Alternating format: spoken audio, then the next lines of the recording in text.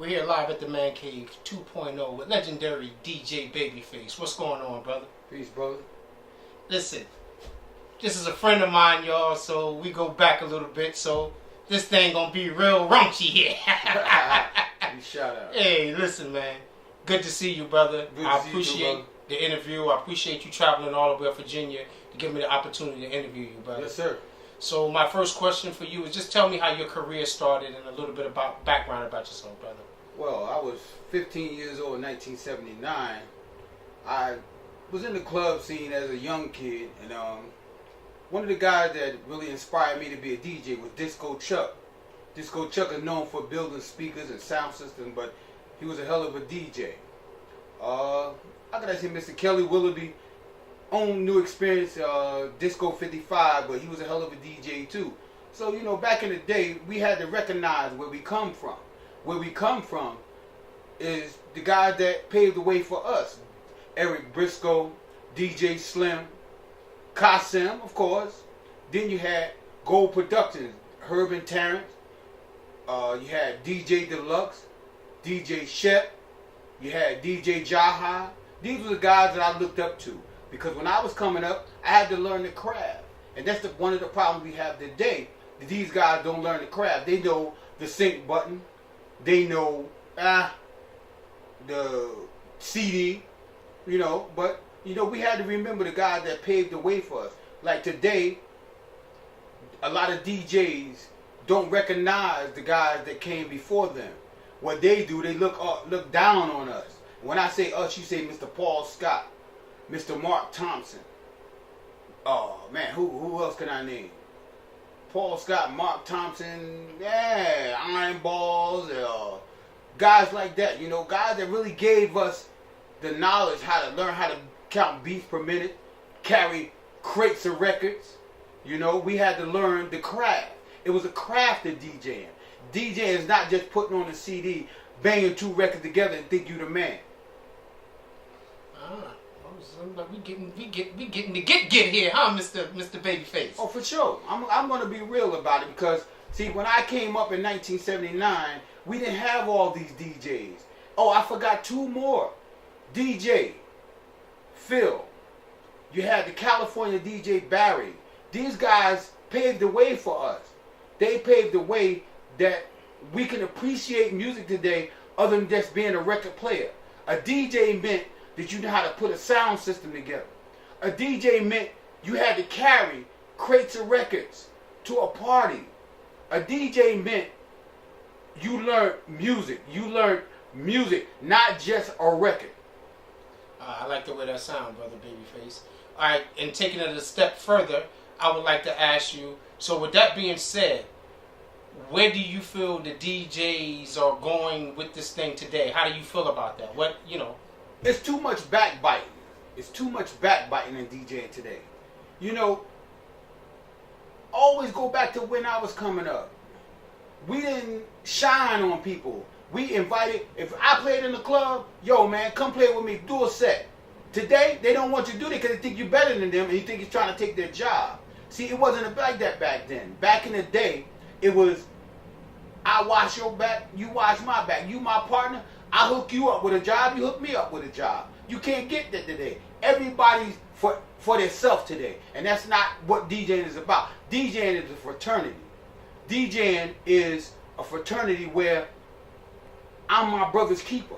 If I get a job and I can get you a job, that's what DJing is about. I like the sound of that. That sounds like brotherly love to me, brother. Yes, sir. Some unity. With that being said, I see we doing this thing the old way, so I might as well go ahead and go in that direction. Yes, sir. So you saying that you feel that since they didn't get a chance to carry a crate of albums or whatever case may be, they still should at least touch a pair of turntables and some wax. Is that what you're saying to me? I feel that every DJ that spins on a CD, he's not a DJ to me. He's just a record player. See, like I said, you can mix two records. Everybody can mix. I don't down no DJ. I'm for whatever DJ's playing, I'm great. I know some female DJs, DJ Patty, that can play her ass off. So I don't shine down on no DJ. What I do is say, if you can play on CDs and can't play on turntables, you just learning. I've been playing since 1979. And if you do the math, that's 35 years. Oh, whoa. No, it's 37 years. Wow. 37 years I've been playing music. And any day, I don't challenge nobody because we don't do battle of DJs no more. I would love to have a battle, old school battle of DJs.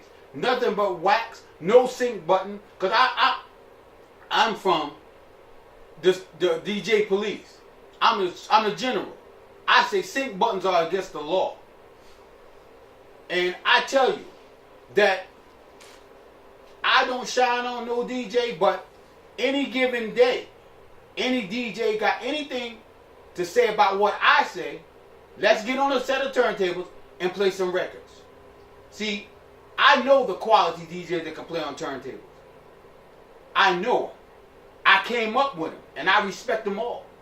DJ Punch is one of my favorite DJs. He's one of my favorite DJs.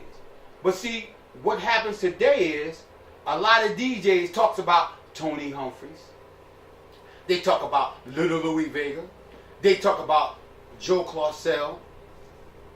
But you got to remember, New Jersey got some of the hottest DJs and had some of the hottest DJs. Let me tell you something.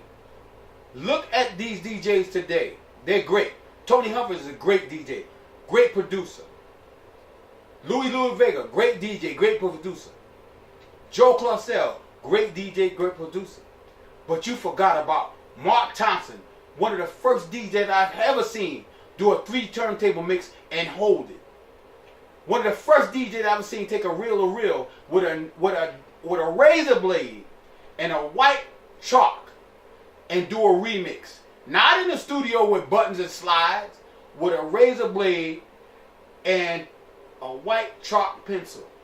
Kelly Willoughby was my mentor, DJ extraordinaire, and did a remix with a white chalk pencil and a razor blade. Paul Scott was a teenager when he taught me how to DJ. See, these are the names that should be mentioned when you're talking about doing an interview, because these are guys paved the way for us. But a lot of DJs don't even know who the hell they are. Paul Scott, we played the hell out of You Are My Friend. Look on the album, you see his name. He did the music, he produced it, he arranged it. Wow, what happened to him? Nobody knows him. But if you hear the brother play, you'll know he paved the way for us. You go back to Gold Productions, Jim Melita Disco, back in the 70s and the 80s. You heard Herb, Terrence. Wow, you heard DJ Deluxe. These guys paved the way for us. See, I've been playing 35 years, and they paved the way for me. So these guys that's playing now, I respect them. Oh, I can't forget my man DJ Fu at Club 6. He's another one. He's a great DJ. Love him. But we forget where we come from. That's the problem with DJs today. Forgetting where the hell we come from. Well, I'm going to play devil's advocate here a little bit, because now people will say, well, that was then and this is now. And the change of time allowed technology. It allows you to be easier with that. You don't have to slice and you don't have to do that. You know, they have Pro Tools, Logic Pro 10, Ableton Live. You understand what I'm saying? It takes all of that. It takes all of that out. Very well put together. But see, that's the thing, though. That's the thing. Technology made thousands of DJs. Of course. But let's take these same DJs today. How many of them can take a reel-to-reel and splice it and make a remix without using a slide? Well, most of them don't even know what a reel-to-reel is. And if they do know what a reel-to-reel is, they don't know how to thread it. But they're going to say there's no need to because of technology. And that's the technology, they're going to say that was good for your time. But look, this is our time. Okay, just like I can come up to their time, they should be able to go back to our time. See, that's the problem. See, that's the problem with a lot of DJs today. What we did back in the day, I don't expect you to do it because we didn't have the technology yet. Can you imagine having this technology in the 70s? Can you imagine having this technology in the 70s? It'd have been over. Okay, so you imagine the DJs today, like I said, if we can elevate to them, why they can't go back to us sometimes? That's a matter of respect and unity. That's right. We knowing where the hell all this came from. People forgot about Larry Levan. Everybody knows who Larry Levan is. Larry Levan was a producer, a DJ, a songwriter. Okay? You forgot about. Everybody talked about Larry Levan. But what happened to T. Scott? What happened to Larry Patterson? What happened to guys like that? Before Tony Humphries. Before Tony Humphries. See, you gotta, when you talk about these DJs today, you gotta know that there was before Tony Humphries. You gotta know there was before Louis Vega. What happened to John Jelly Bean Benitez? What happened to guys like that? What happened to Marshall Jefferson? How many of them know Marshall Jefferson? How many know J.M. Silk? How many of them know that? How many of them know them guys that paved the way for us? How many of them know the difference between New York underground, Chicago house, and club music? How many of them know that? Well, as an interviewer, I'm being very partial and playing devil advocate at the same time. You know, there's a lot of that has a great deal of truth. But then you're gonna have a lot of people saying, and I'm gonna say it for them, because they're gonna be like, "Oh, Mo, you interview them and you ain't say it." So I'm gonna say it for them. You know, they're gonna be like, there's great DJs today that's doing the same thing that these guys done with less effort. Now, with that being said, I agree that any house should have a foundation. For sure. Without a strong foundation, you can have a pretty house, but if the wind blows, it's definitely going to fall. It's fall. I say that all the time in just about every interview that I give. But I must play devil advocate so that you can answer that question. And by all means, answer it. Well, I'm going to say it like this. True enough, technology made a lot of DJs, made a lot of these guys think they're the best thing since sliced bread. Sure, like I said, I don't down no DJ because we all got to come from somewhere. But see, this party in the park thing made guys think they the greatest. Oh, I played in the park. Let me tell you something. We were playing in the park back in the 70s and the 80s. We was doing that in the park. We doing cookouts in the park. We didn't have all this monstrous sound system. Man, we had 1,200 turntables, or we're going to go back. We had the B101s, the D101s. We had a Numark mixer. We didn't have the Bozak then. I mean, it was out, but we couldn't afford it. We had the Numark mixer, the B101s, the D101s. We had GLI speakers before we moved up to the Serma Vega. See, you got to be real about this. See, we talk about what technology done. Technology made a lot of DJs, sure. And there's some good damn DJs. Like I said, DJ Patty is a female that can play her ass off. And I'll say it again, play her ass off. But see, Patty wasn't with us, but Patty know history. You got to know where the hell you come from to get where the hell you at. You gotta know. See, me, I'm gonna tell you, I was one of them DJs that looked up to, like I said again, Eric Briscoe, DJ Carson. I looked up to Slim, Mark IV Disco, Gentleman Leisure Disco. I was like, wow, I'm gonna learn how to do that. And then when I learned my first mix, Kelly Willoughby gave me my first start. Oh, you want to play? Go ahead. Here it is. I'm on New Experience sound system. Couldn't mix a banana in a blender. But you know what made me learn? Sitting there watching. See, you got to learn. To learn DJing, you got to watch somebody that's better than you. And that's the problem today. They don't want nobody to be better than them. I'm not better than nobody. I don't give a damn what a person think about me. I know what I did. I paid my dues and paved my way in this thing called DJing. That's why I could say the things I say. And I could name the people I name because I bow down to these guys. Today, I don't want nobody to bow down to me. But 36 years or 37 years, whatever it is, bro, I know what I did. And I know what I can still do. And I'm willing to prove it to any DJ that can say, oh yeah, I'm better than him. Put up or shut up.